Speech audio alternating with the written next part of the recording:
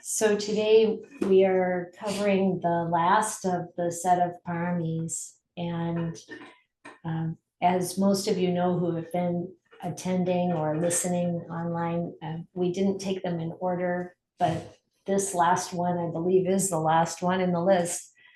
It's equanimity. And equanimity usually appears the last in the list. It's in the list of the Brahma Viharas, of course, and it's in the list of the 7 factors of enlightenment, so clearly extremely important. And, you might say kind of 1 inch away from Nibbana. And it's at those kind of final steps, or the last of the 4 Brahma Viharas, because it is such a high practice, really. It's really can be taken to the point of being, almost Nibbana, because it's got so much wisdom. It needs so much wisdom behind it in order to actually maintain it. And for those who listen to this later, we just did a check-in where each person shared one thing that pulls us away from equanimity. And of course, any one of us can probably list a number of things that pull us away from equanimity, because that's how it is in human life. And we're constantly being subjected to all of these inputs from the senses. And there's there's all kinds of requirements to maintain a human life.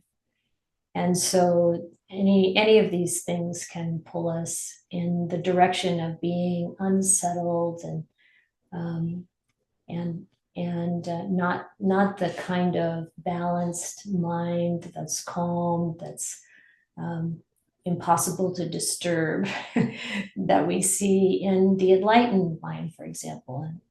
And the unshakable mind that comes with full realization of Nibbana.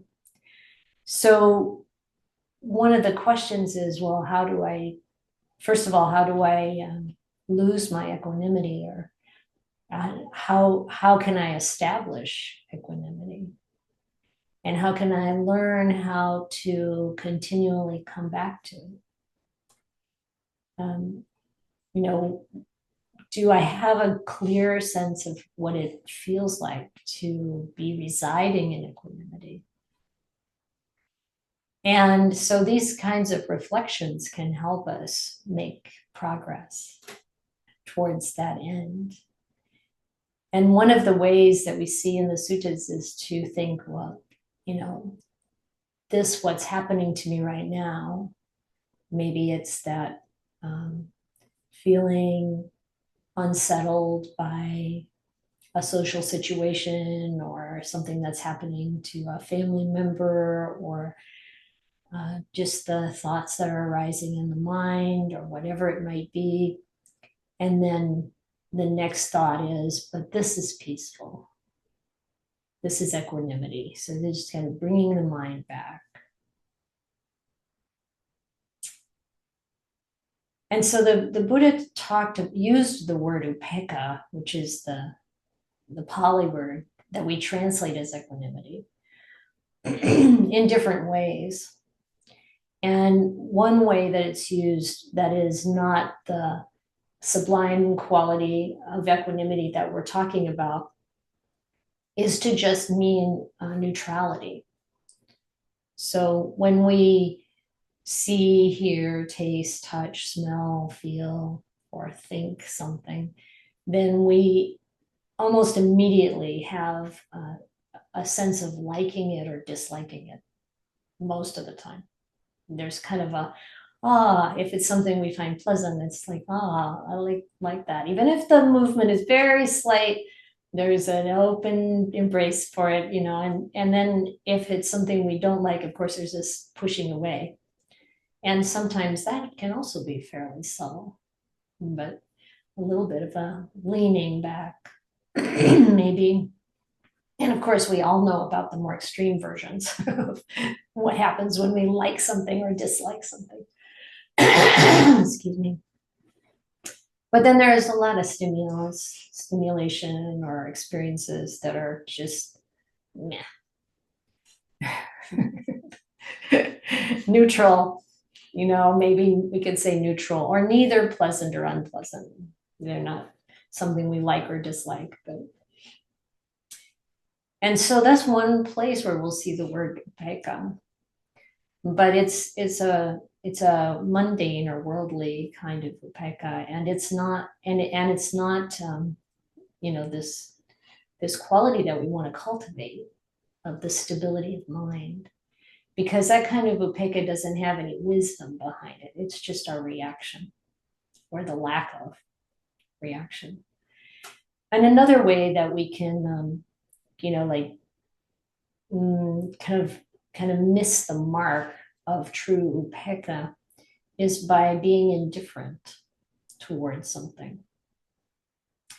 Or even in our experience in life, we might be confronted by things that would cause someone else to have a strong reaction to embrace it or pull away from it. And we're just indifferent about it, or we're, just kind of checked out about it. Sometimes that's a coping mechanism.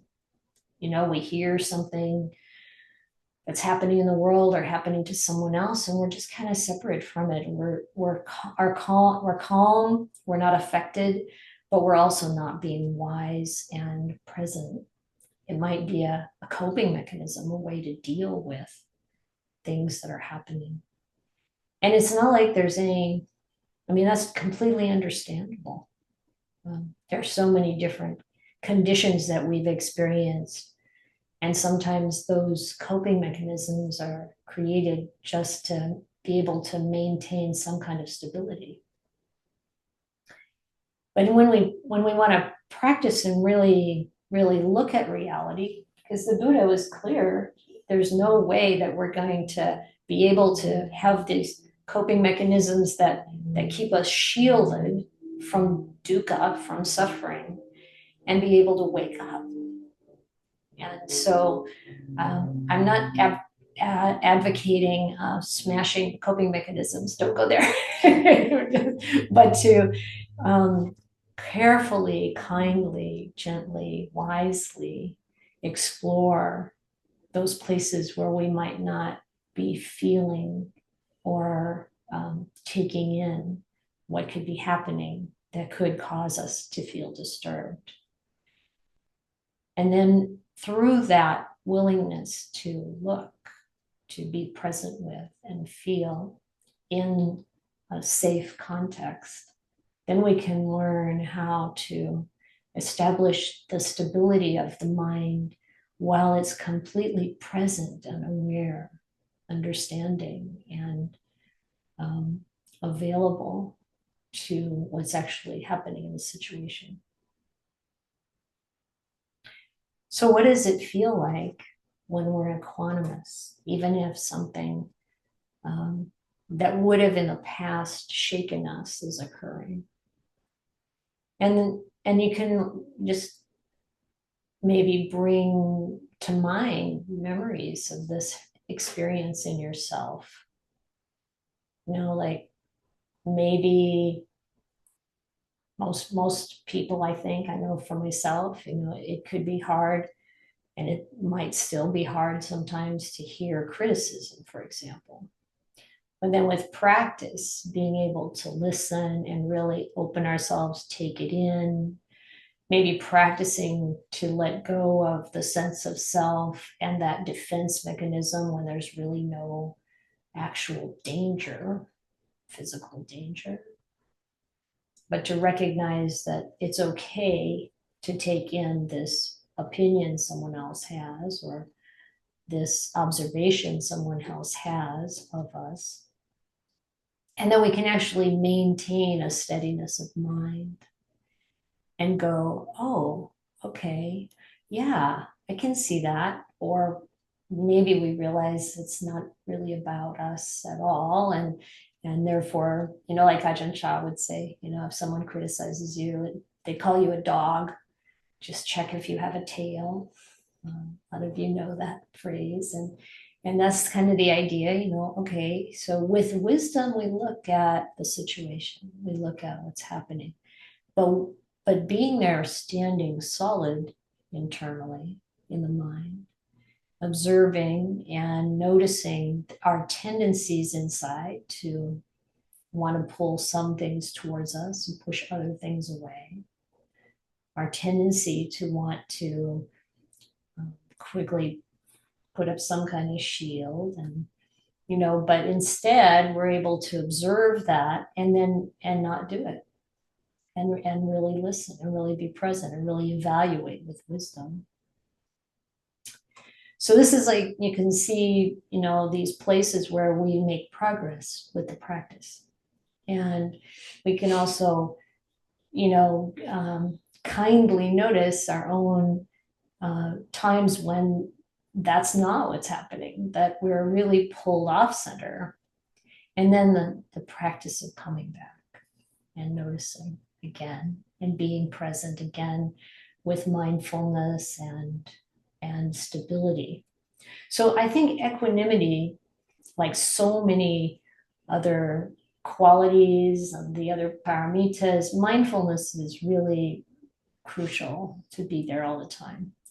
Without mindfulness, we aren't even clear about what's happening. We're not present. And then having the wisdom there, another parami, the wisdom there to know, to really see things clearly for what's really happening. And then the renunciation, the letting go of self, enough to be able to objectively, as much as we can, to evaluate what the situation is, and to be really willing to see our own tendencies and responses, even if we don't follow them. We're well aware of what our patterns are.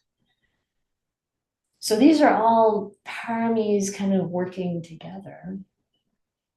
And I have a feeling we could even, pull in more of them. There's a certain generosity towards ourselves and others as, the kind of things that come up, whether they're exciting and pleasing, or whether they're disturbing and off-putting or whatever, like to have the generosity towards ourselves and towards others in being patient and kind, to accept the situation as it is, and then to be able to look with wisdom at what can be done to support ourselves and others, always with that direction towards the realization of nirvana, towards peace. That quote of, this is peaceful, this is sublime. The stilling of all activities, the letting go of all attachments, the ending of craving, fading away, cessation, nibbana. So that reflection, the Buddha said, that's what can help us, go to depths in our meditation, or just the peacefulness in our life. So this is the idea. And then we want to, like we see, okay, this is where we're headed and this is what we're practicing towards. But then to recognize, well, where am I in this moment? And it's not all, a steady improvement.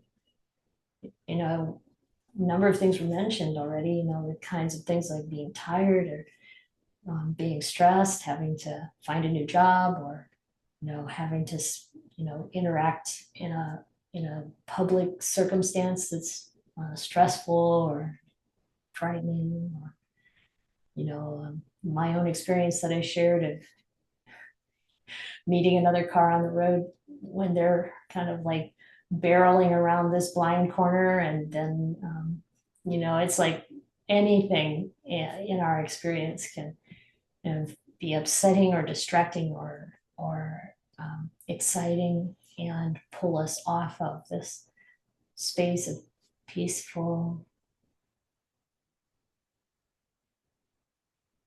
I was going to say unshakable, but obviously it's shakeable at that stage. But this state of equanimity. So one question is, so how do I practice?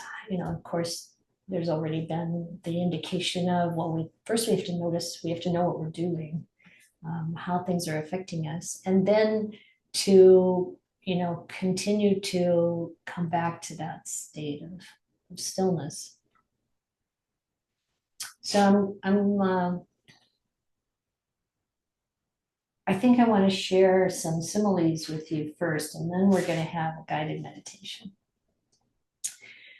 There are some lovely references, of course, in the suttas about Upekkha.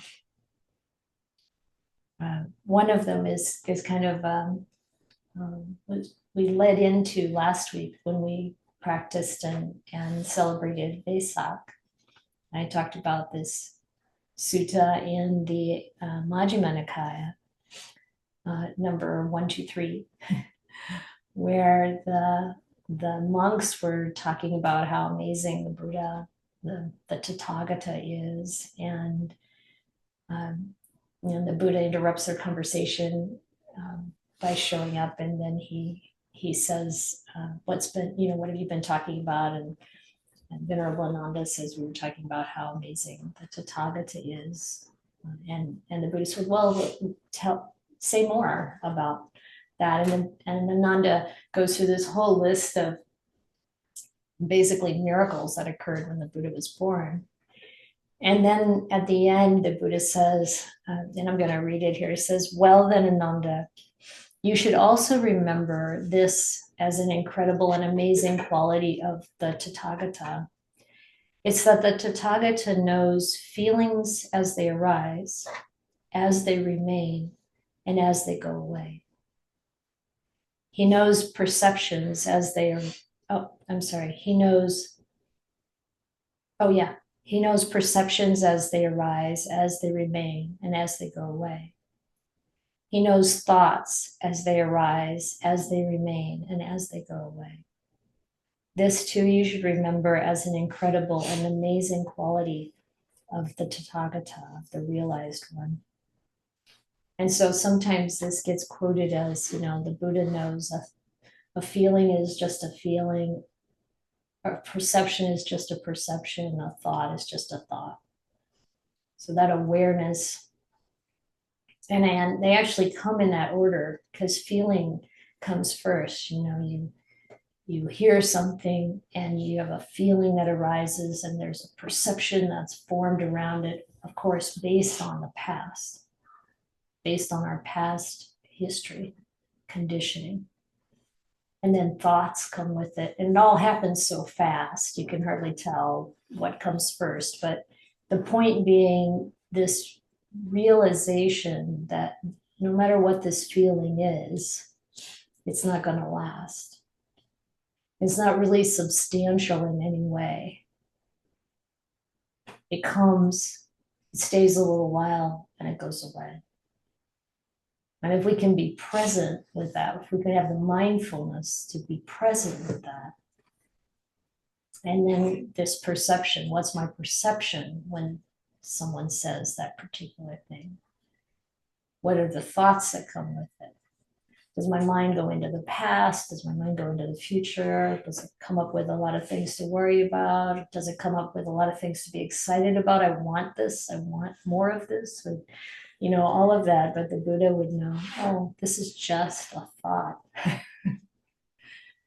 It arises, it remains for a little while, it passes away. It's kind of funny saying it like that. It passes away. it goes away. It does come into existence and then it dies. And of course, sometimes we feel like that, or the sense we have is that feeling's not going to die. But it's also fueled by additional thoughts. So we have to look at that and to let it take its course and not be disturbed by it. So there's this other sutta in the middle length discourses, number 152. It's about the development of the faculties. And it's really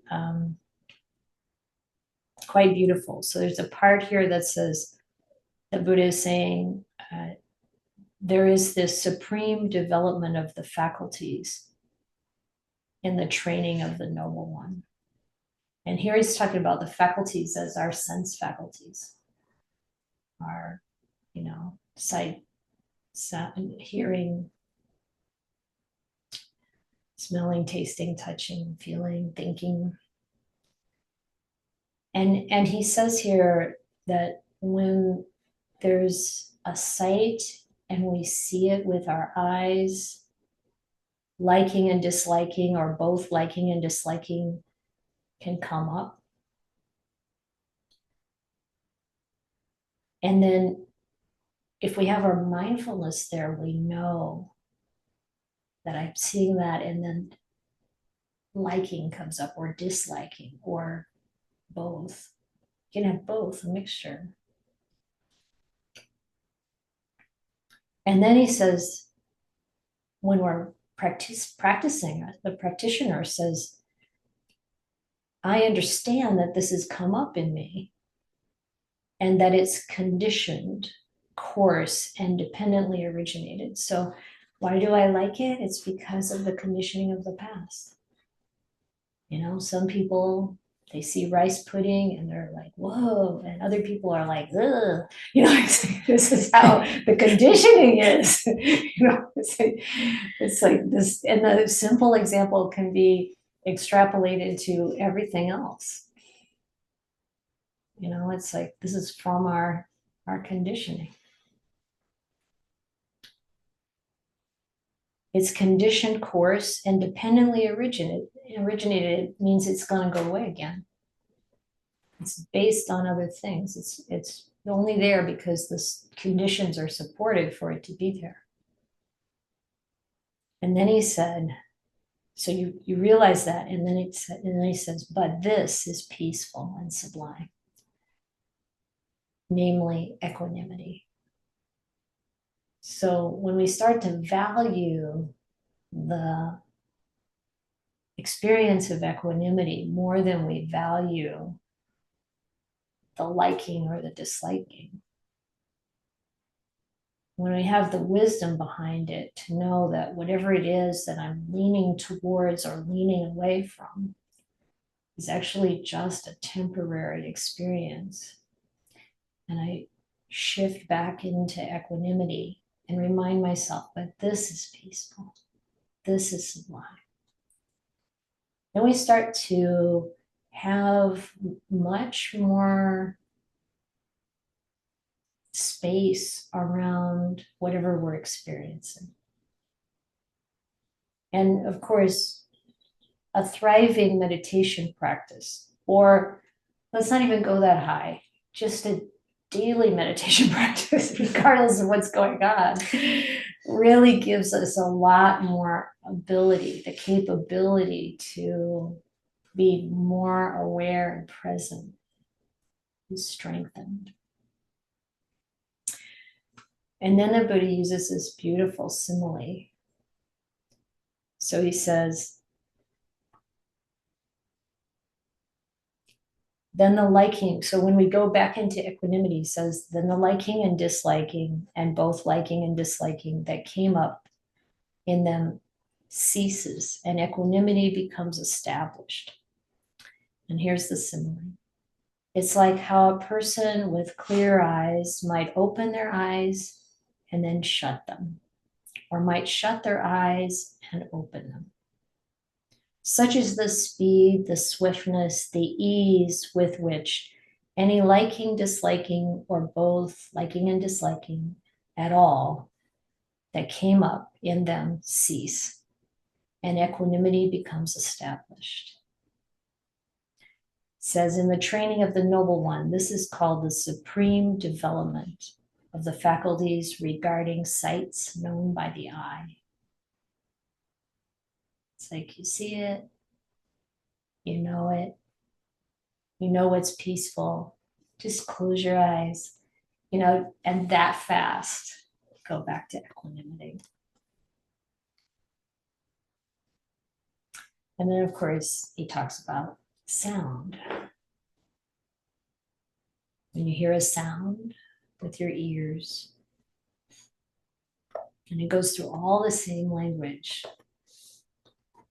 drawn to it, you pull away from it, or neither, there's both liking and disliking, whatever, but then, but this is peaceful, equanimity.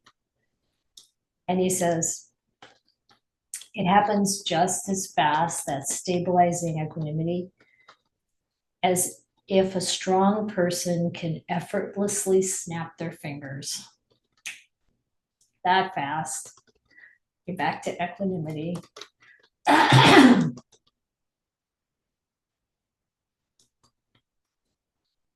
smells, odors. You smell with your nose. He says it's like how a drop of water would roll off a gently sloping lotus leaf and would not stay there. So I think it's kind of interesting, like the first one, the sight, you close and open your eyes. So it's very related to sight. And then the second one is the snap of the finger. It's very related, obviously, to sound. And then with smell, what would you say? Like how quickly does the smell go away? Well, or how quickly does the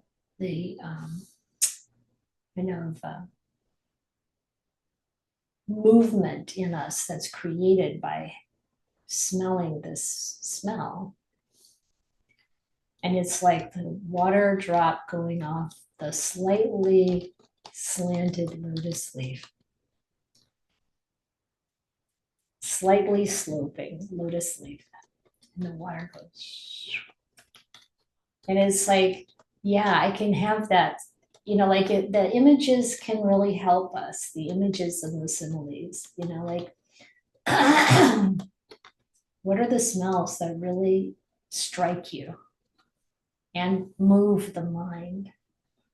And then how does the mind go back to really being stable and unaffected? And then tasting with the tongue. It's like how a strong person who's formed a glob of spit on the tip of their tongue could easily spit it out. So whatever that taste is, however it moves the mind, so the taste doesn't have to go away, just like the smell might be there in the environment, who knows, but it's the mind moving towards or away from it and then coming back to equanimity that fast. When he talks about touching, what we feel with the body, it's like how a strong person can extend or contract their arm. Such is the speed, the swiftness, the ease with which any liking, disliking, or both comes up and then ceases. No, that's not quite right. Any of those, the liking, the disliking, or both, how those that came up cease that fast. Stretching the arm out, pulling it back, or pulling it back. And then finally, an idea with the mind. So, of course, this is one where we so easily perpetuate the thinking. One thought brings up a painful feeling, let's say. But then how often can we stop it at one thought? There's probably a few more that go before we catch it. And if our mindfulness is really sharp, we can catch it right away. But regardless of when we catch it, how fast can we bring the mind back to equanimity? And of course, this takes wisdom. It's that, that for each one of these, it's like that. You see this thought for what it is. It's impermanent, it's dukkha, it's constantly, changing, it's not reliable. So in this case, the mind becomes stabilized again, the way a strong person could let 2 or 3 drops of water fall onto an iron cauldron that's been heated in the sun all day. The drops would be slow to fall, but they'd quickly dry up and evaporate. Such is the speed, the swiftness, the ease with which any liking, disliking, or both liking and disliking at all that came up in them cease, and equanimity becomes established. In the training of the Noble One, this is called the supreme development of the faculties regarding ideas known by the mind.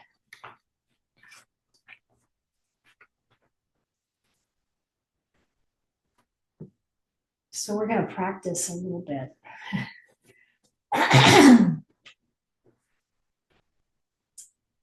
Find a comfortable position.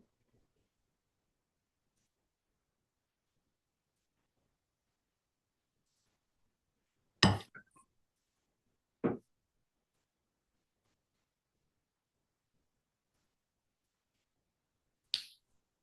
need to know what time it is. Thank you. Okay. So we begin by sitting comfortably or lying down comfortably. And you may have already closed your eyes. If you have, I want to ask you to open them again. Just direct your gaze on the floor in front of you or out in front of you. And just quietly observe. You're seeing shapes, colors, and see if you can just notice what you're seeing without letting likes and dislikes arise. So, really being present.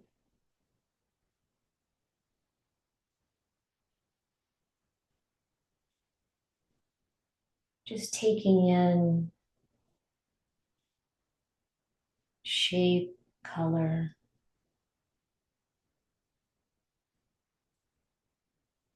and being aware of any tendency to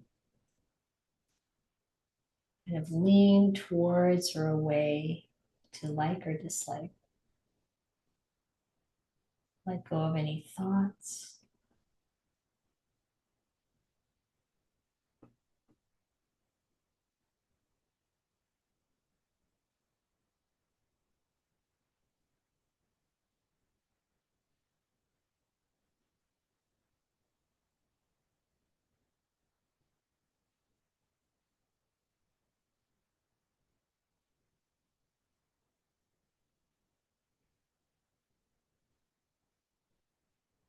And now turn your attention to sound.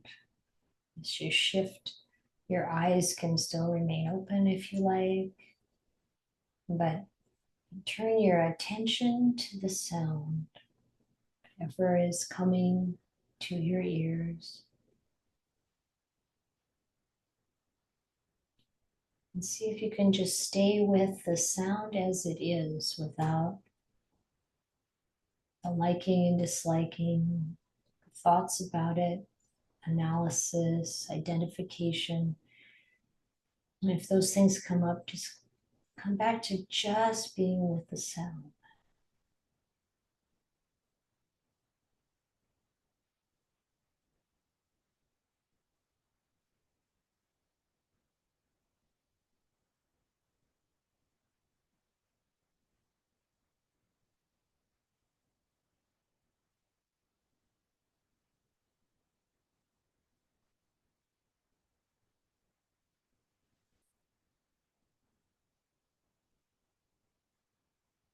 Notice any movement of the mind and gently bring it back just to noticing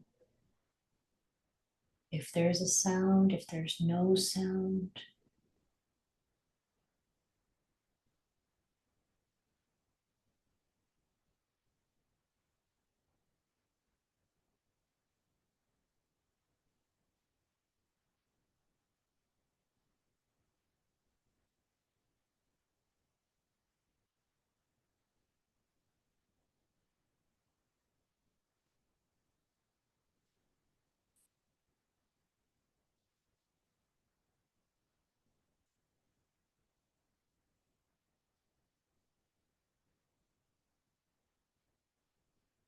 If any movement, perception, thought, or anything else comes up in the mind around the sound, just set it aside, come back to just observing, being present with sound.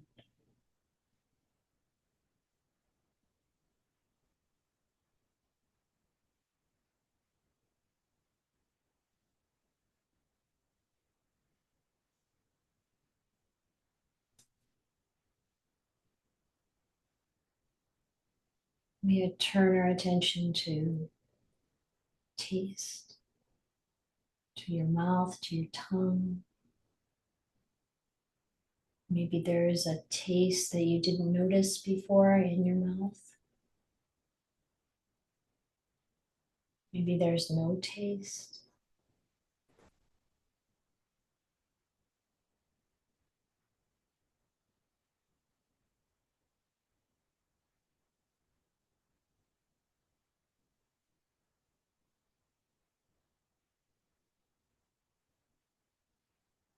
Can you stay present with it without moving, without the mind moving?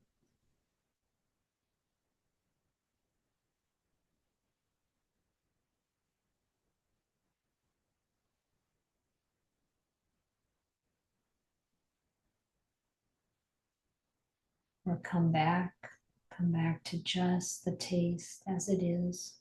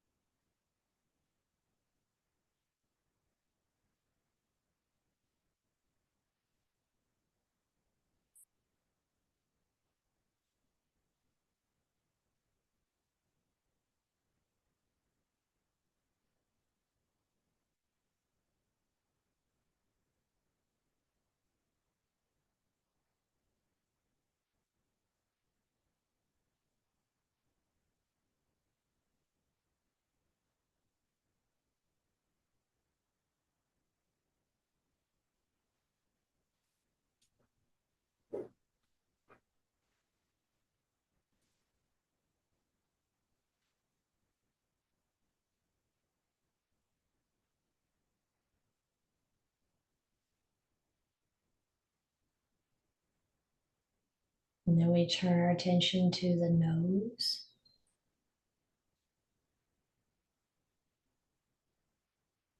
Noticing if there's any odor, any fragrance, or if it's just nothing. Maybe feel the sensation of your breath coming in and going out. Notice if there's any smell, any change with the in-breath and the out-breath. Can the mind be stable and equanimous, observing the nose and smell?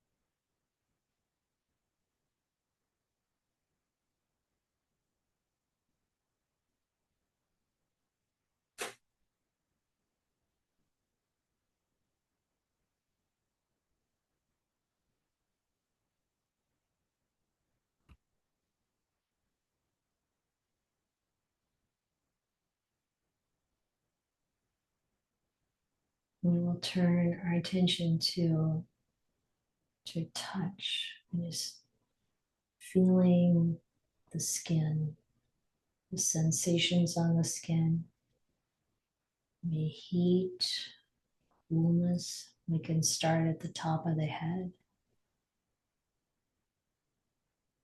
noticing temperature.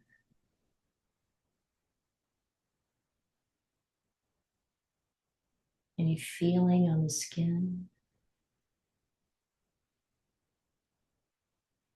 Moving down the neck, the whole area that's exposed to the air.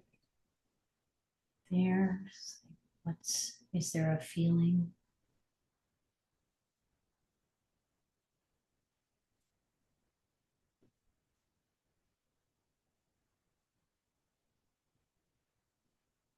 And then noticing the feeling of the skin under your clothes.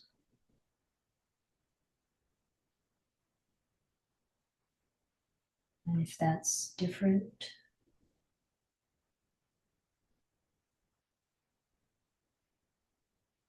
does it feel to have the clothes next to the skin, or brushing, or warming? Maybe it's warmer there under the skin. Under the clothes.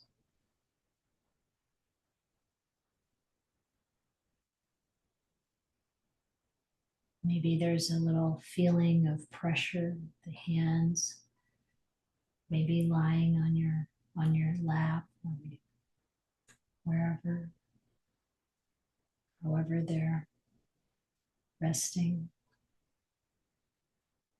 There might be a feeling of pressure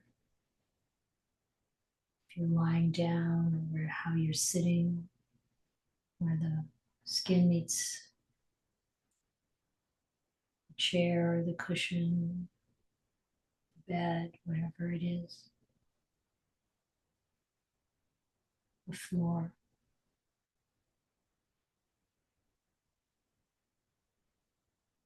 And just staying present with the felt experience,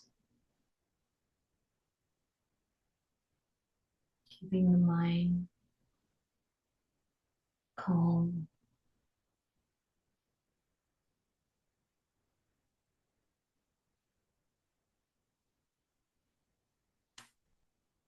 Noticing the legs and feet, whatever feeling there is on the skin.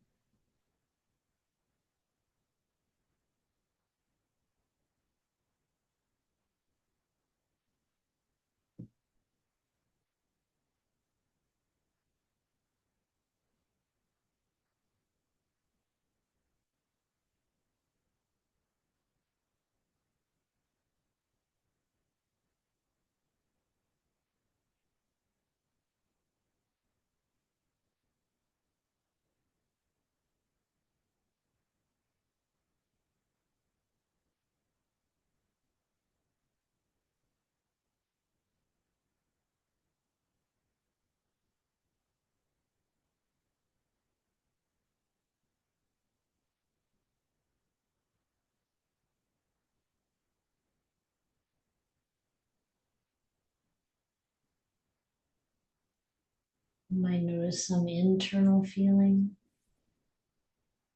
pain or discomfort, movement inside, and the heart beating,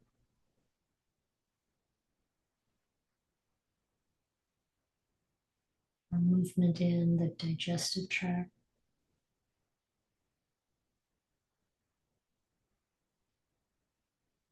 Just noticing if the mind wants to move,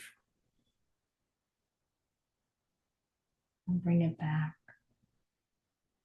to being stable and calm, looking on with equanimity.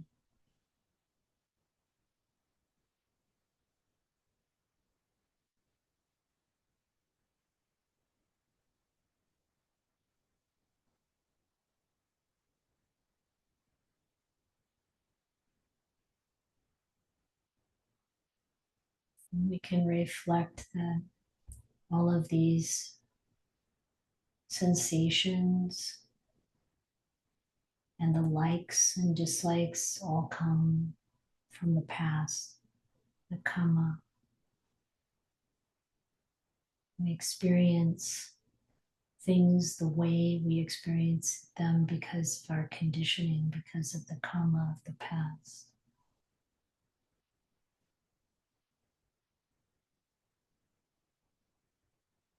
For the most part.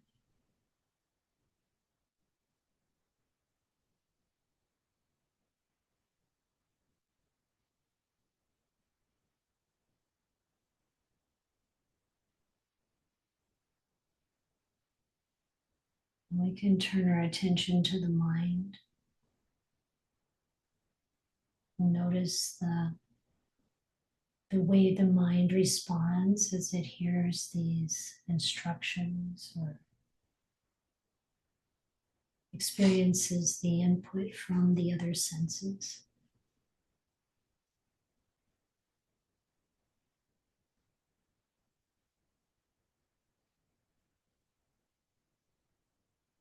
And then it's in the mind that we bring up the thought, this is peaceful. That is equanimity.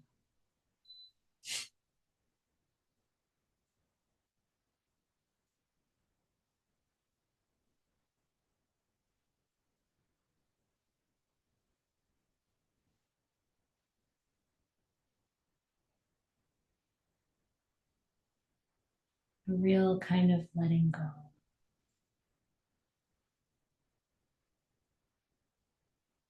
Kind of renunciation.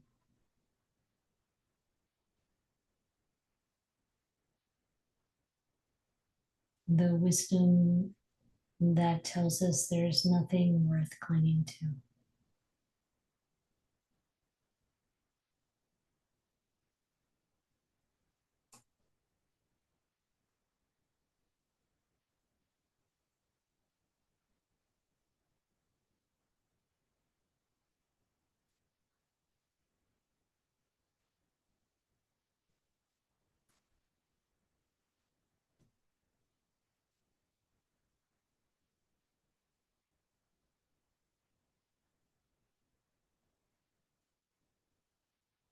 It's also a reminder that we can be patient with all of it.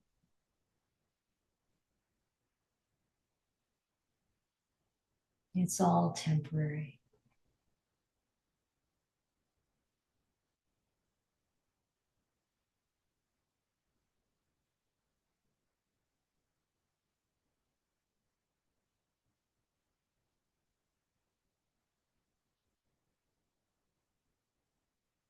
And now we're going to end the meditation.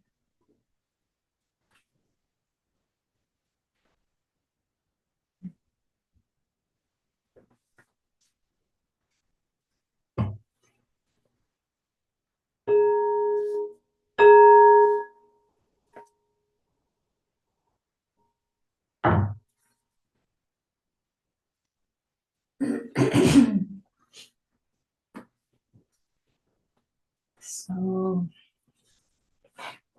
what kinds of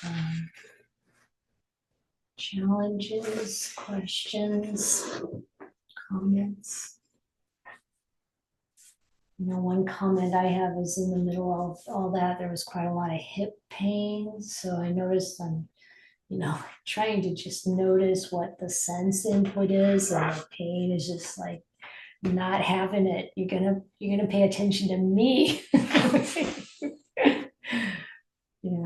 So those things happen, and then whether we're meditating or just operating in daily life, maybe we have to pay attention and take care of something, and maybe we learn how to just stay peaceful with it anyway. Yeah, Steve? Well, maybe this is obvious for others. I thought it was a beautiful meditation. The way that you start with your meditation, and also a lot of the teachings start with calming the body and then work to the mind. And I was struck by the way that as I as I started as I got to the point of calming my mind, I would notice some stress still in the body, and as I worked with that, it let the mind come down further. So uh, just the interaction between the body and mind was interesting to me this time. Mhm. Yeah, good, thank you.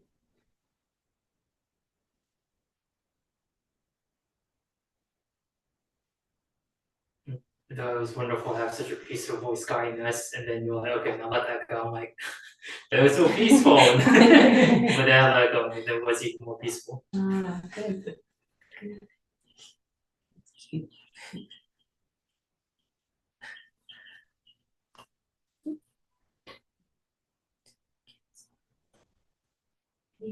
Any other questions or comments?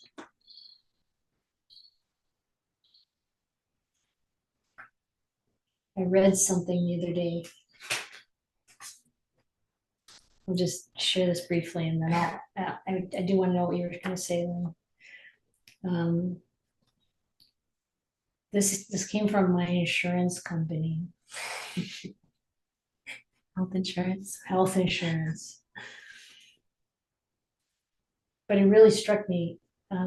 This comes every time they communicate with me. They say,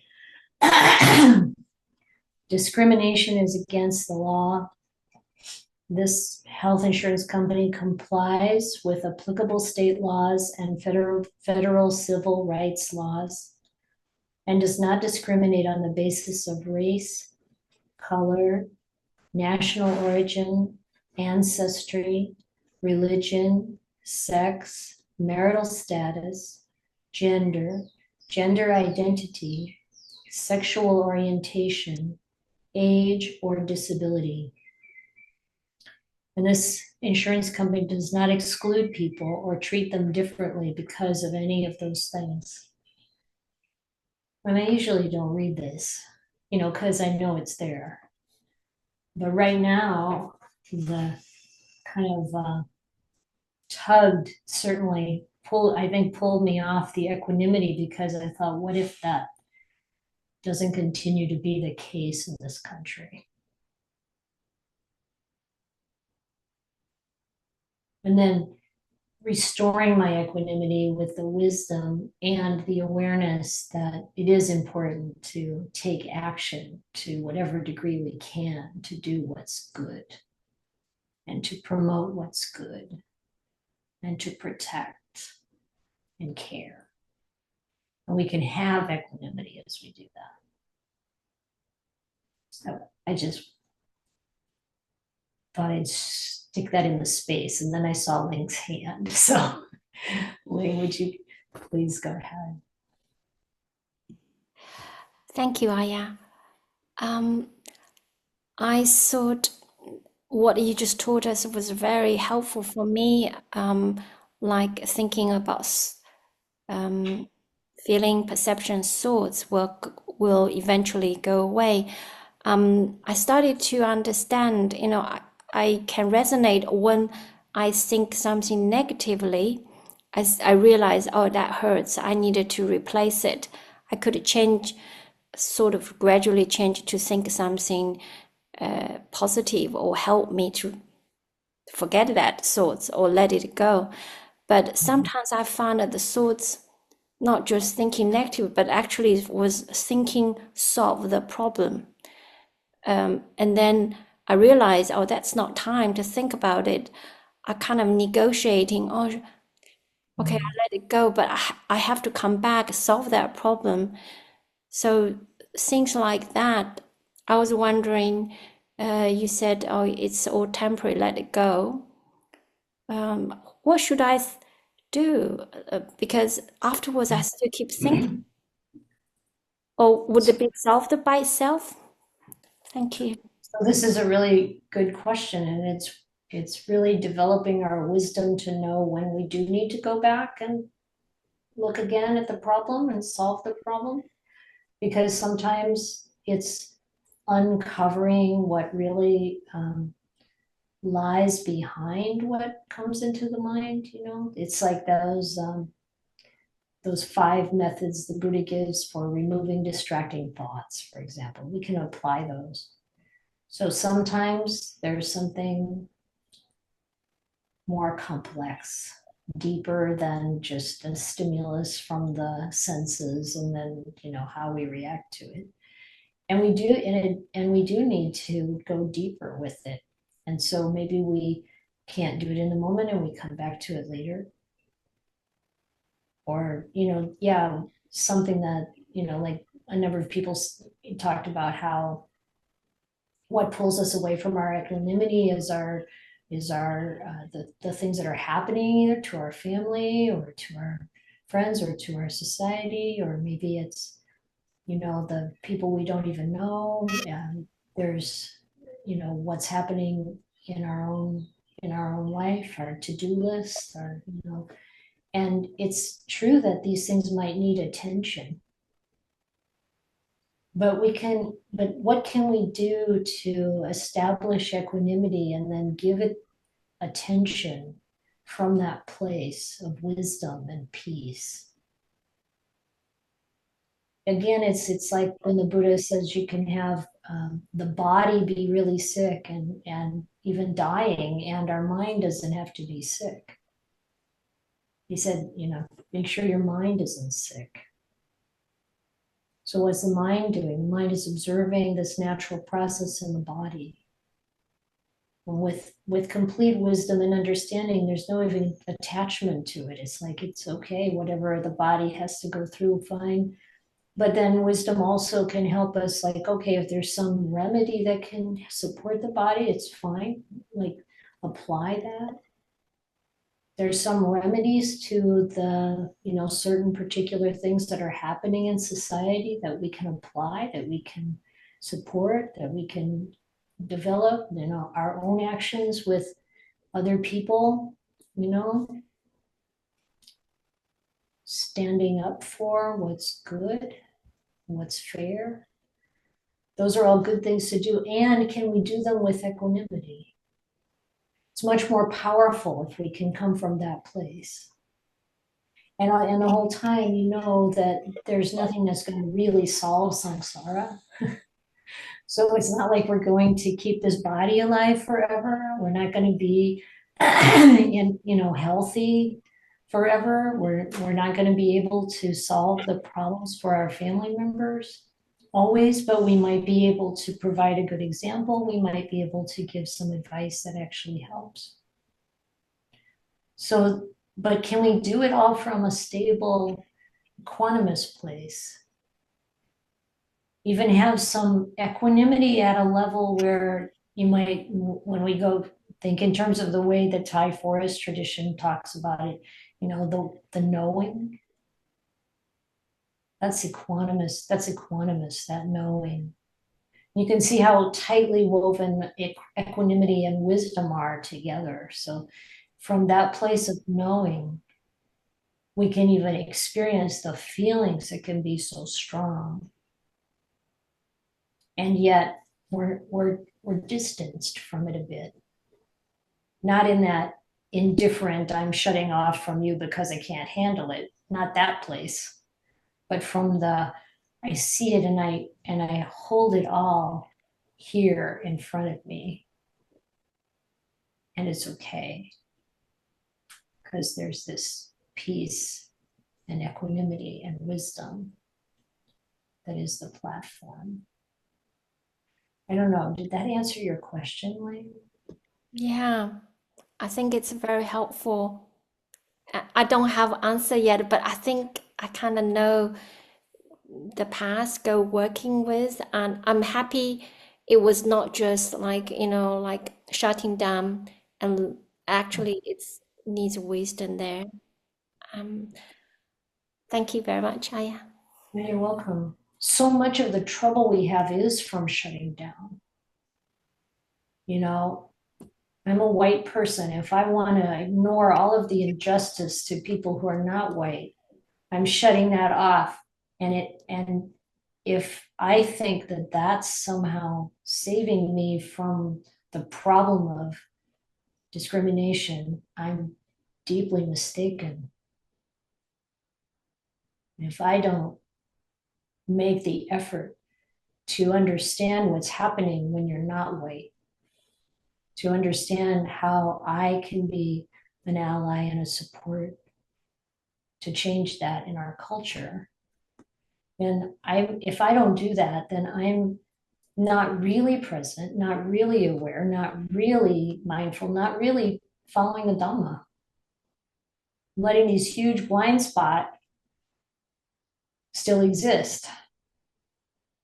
And the Buddha didn't do that. He was very completely beyond that, all that kind of discrimination, and in his own organization eliminated it. So just as an example, but that kind of same thing shows up in so many aspects of our life. It's incumbent upon us to look, to be present and aware of what is happening,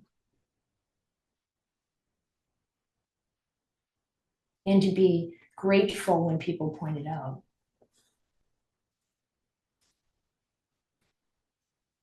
That we're not seeing something. Yeah, thank you. Mira? Does it feel time for the announcement? I think's complete. I think so. I just noticed it was 10:28. So Everybody good? Do you want to say anything else?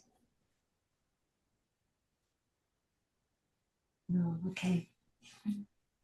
Go ahead, Mira. Thank you. okay. This is the last Saturday update about the Vasa for a while, because happily for me, I get to go sit on the retreat at Cloud Mountain. So I'll be leaving early Thursday morning to get up there. And I wanted to just report the progress to everybody, which is that now we are going to have a calendar available for the local people who want to either make meal offerings or make grocery deliveries. And so there'll be an instruction on the website, which will let you know who to email. And you'll email with the date that you want to come after you take a look to see what's available. And then that person will add your name to the calendar. So that's happening. And it's okay. Is it okay to say who's doing that? I hope it's okay. So, yeah, it's okay. So Yeah. Nancy, who's here, will be doing that. So just great appreciation for to Nancy for taking that on. Nancy also will be on retreat during the Cloud Mountain time, so won't be doing that over that time, because we'll also be hopefully having a wonderful retreat time. But that'll make it really nice and easy for the people who are local, who want to who will be able to drive groceries or drive meal offerings, and to tell people who've been generously donating money to support the Vasa time. What we've realized we can do is that people can buy groceries and use that money for buying the groceries. And Lynn will be being the steward over the time of the Vasa, which is a beautiful and wonderful offering as well. And so she'll be able to help make that happen well. And she'll be doing some of the cooking. And then also 3 other people, Elizabeth and Olivia and Deborah, will be spending time serving the retreat, staying at the Hermitage. So they'll also be cooking and helping. And also those of us who will be delivering food or groceries will take garbage away so the place stays clean. So that's sort of how it's coming together. And I think just in terms of the pain in the world, that the wholesomeness of this together and how we're all doing it together feels really good. And I really appreciate it on Wednesday night. Ayya Santussikā adding into the intention for the time. I've been emphasizing the renunciation, and she emphasized what we're going to be taking on for the practice. So I'm also looking forward to doing that together. And for those who weren't there, Ayya Santussikā also announced that she'll be leading Saturday morning throughout the time of the Vasa. So we'll still have the opportunity to gather together with her teaching. And I think that's all of the updates for now. unless anybody else has anything to add in, you two or anybody else want to add anything? Not about that. Something else. Yeah, that's something else. Okay. Well, Yeah. So I'm thank done then. you. Thank you. Yeah. Thank you, Thank you, everybody. Ayya. Yeah, I'm feeling a lot of joy, and I'll say like in terms of community building, like when Nancy, when you came on this morning, I already felt like this different level of connection, and it was so, even though we've only emailed, it was so sweet. And then I had this memory of a person named Dennis, who was a big organizer at Abhayagiri, and how he pulled people in, and I felt the way he had pulled me in there. And anyway, I just feel the threads of the Sangha, and I'm happy about it. Yeah, thank you.